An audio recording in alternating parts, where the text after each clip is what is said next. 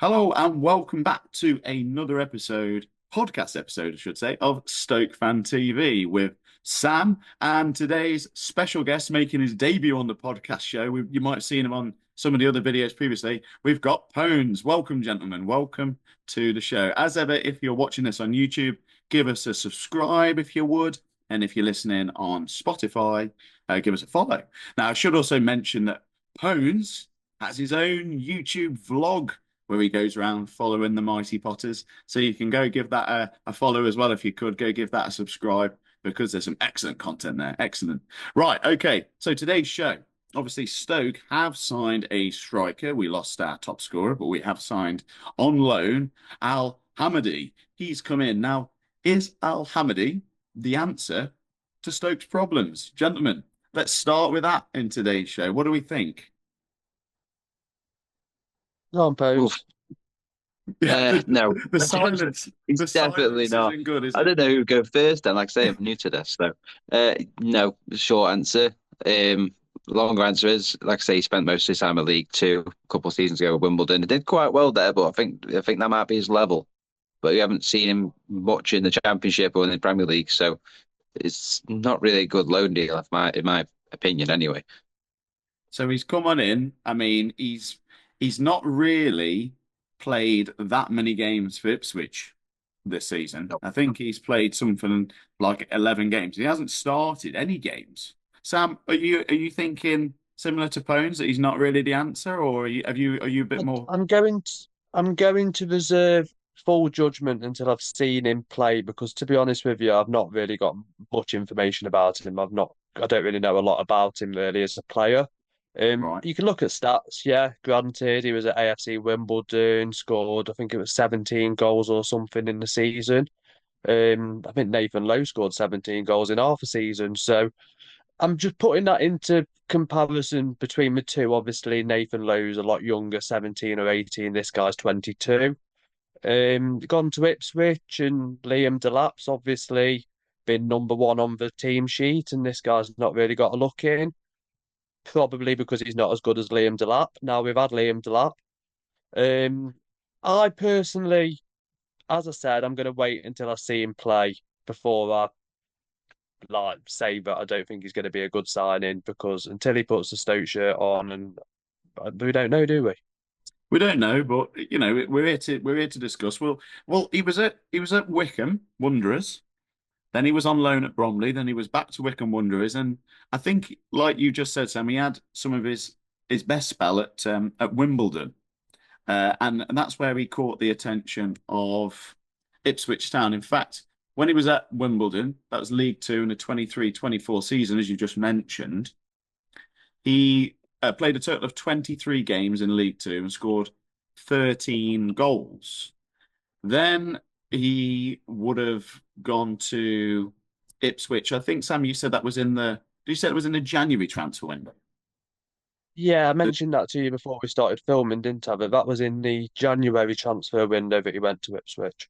And in the Championship last season, he played 14 games. I've got this down as 14 games in the 23-24 season. He only started one, according to SofaScore, and he got 4 goals. So 4 goals in half a season. Bones is 4 goals in half a season. Does that fill you with a bit more No, confidence? definitely not. Like Sam just mentioned with Nathan Lowe, 17 something goals in the league. So I think in the top four leagues, I think he's second behind Mo Salah with most goals and assists this season. So it shows the comparison between Ali Al-Hamadi and Lowe. I think So I we've know got to what start. What you're definitely saying is taken. we've got to start calling him Low Salah. Oh But yeah, definitely. but no, it's terrible. That's terrible. But but yeah, I mean 4 goals. Bear in mind he hasn't started.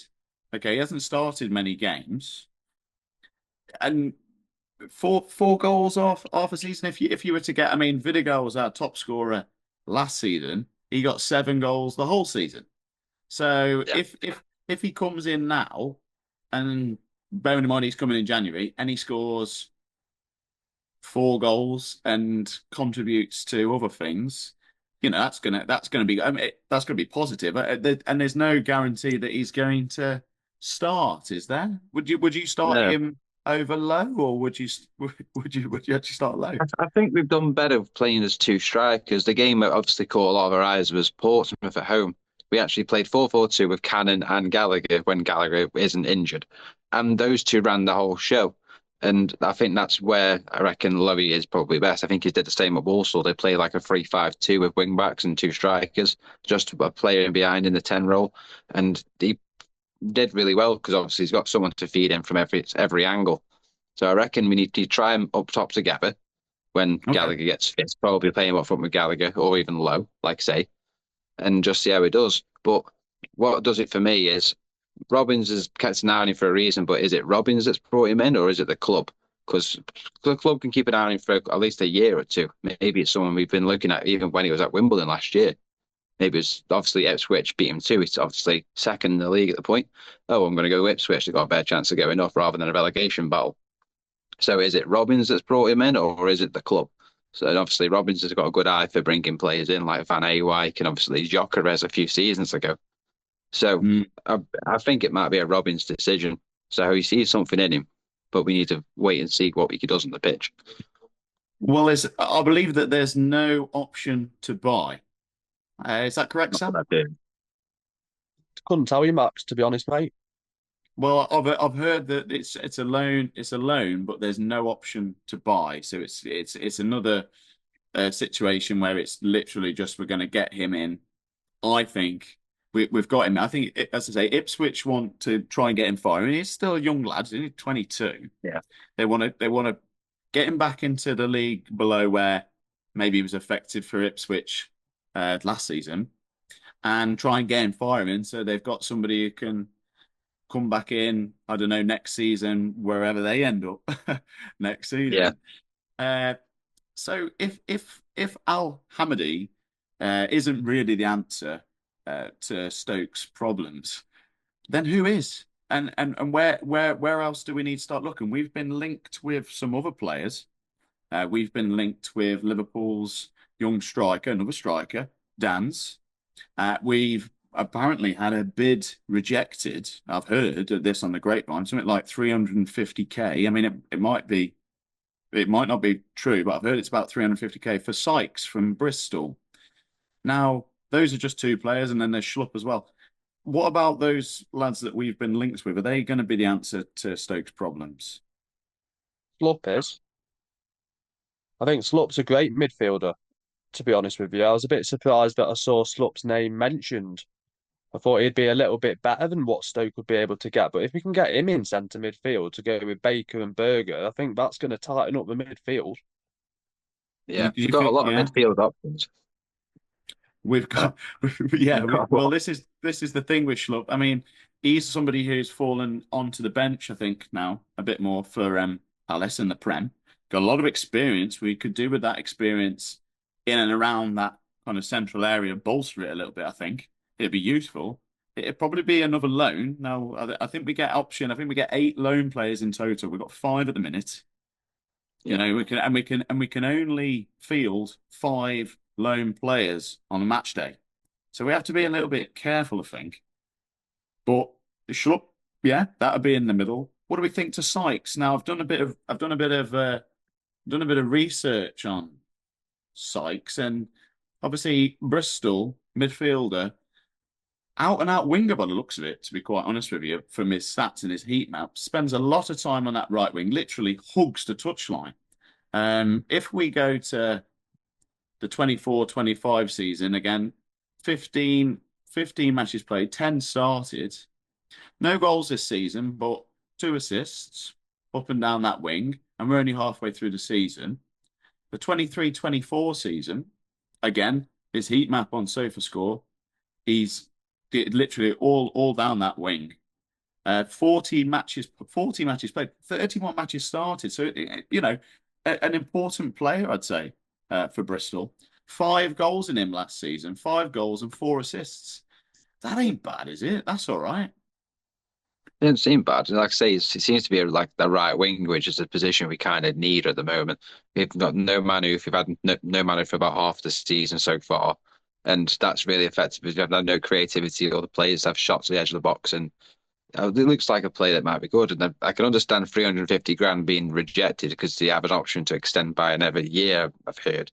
So, and if he's that important to him, they don't want to let someone like that go, especially if he's an on-off starter, like a proper rotation player. So it might be the case of he gets another year, or maybe we loan him for the rest of the season, maybe. But again, we've already got 5 loans, and we can only field 5 on a match day. So it's the case, do we loan him or do we just find somebody else? But again, Robbins is interested in him, so I want to see how he does. What do you think, Sam? Now I've just told you those stats about him. Is he the kind of player that we need to see at the Bet365? I wouldn't say his stats sound amazing, but I'd say his stats sound like someone that would be useful in the current Stoke team that we've got at the minute, with the injuries that we've got on the wing with Manuf, and I think we need a decent backup. Obviously, Lyndon Gooch can play on the right, but I think we need more wingers, really. I think that would be a good signing. Well, I think one of the things I'd say watching Stoke recently, especially in that uber exciting 0-0 match against Oxford on the weekend, was our serious lack of creativity. I'd say that's one of our Achilles' heels, personally, and I think it has been for some time. This is why the strikers. I mean, Cannon. How on earth he managed to score as many goals as he did at times, is a testament to how good he is as a striker. So for me, as I said, a winger that's an out and out winger that can put the ball in the box if that's what he's about, or just attack and run at players would be quite refreshing. Final one out of that 3 that I mentioned then, Dance. What do we think to him? Sam? He's worked with Kumas before. He's Kumas' mate from the Liverpool youth team.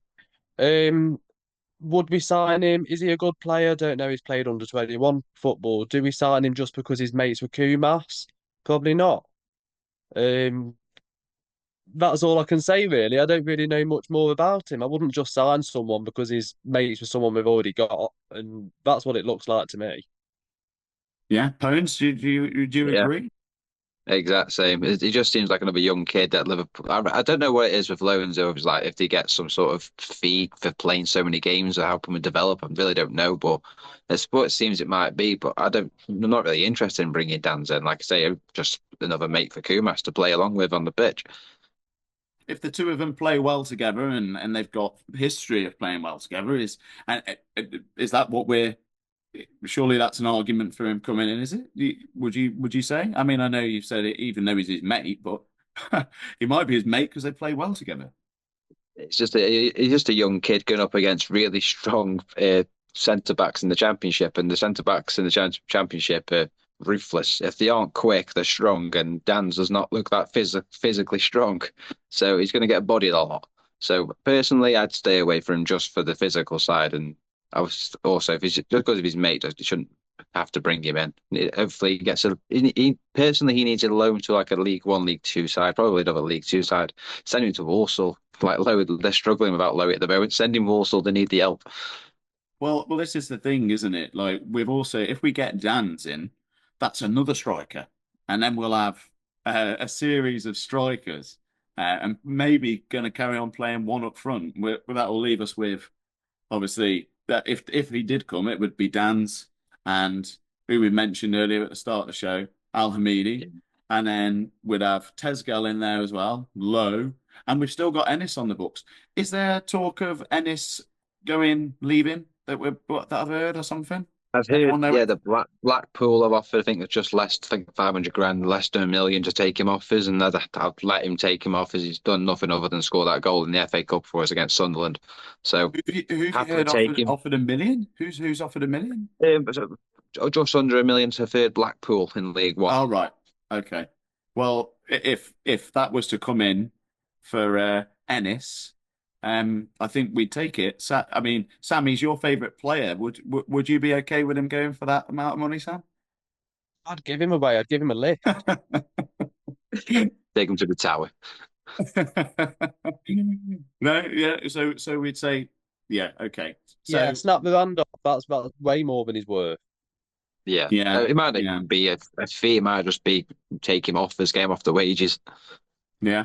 So we've got Hull on this coming up on the weekend. We said it was a 6-pointer against Oxford. It was a tough game to watch, I'd say. Would you both agree? It was abysmal. I mean, watching it from the booth and watching that strike and miss an open goal was a bit relieving because they should have beat us. And it should have been a scrappy 1-0 win for them because that you don't miss open goals. That's a gift of a chance. So Mm. yeah, they should have beat us, and I could probably see the same thing happening on Saturday against Hull because they've had a good result away at Sheffield United on the Friday in the Yorkshire Derby. So it's going to be tough. It was last season, but we came out 2-0 wins at the KCOM last season. So you never know. Hopefully, Mark Robbins gets his act together and tells the midfielders, especially, to shoot a bit more. Yeah, what do you think to that, Sam? What Pownzzz has just said?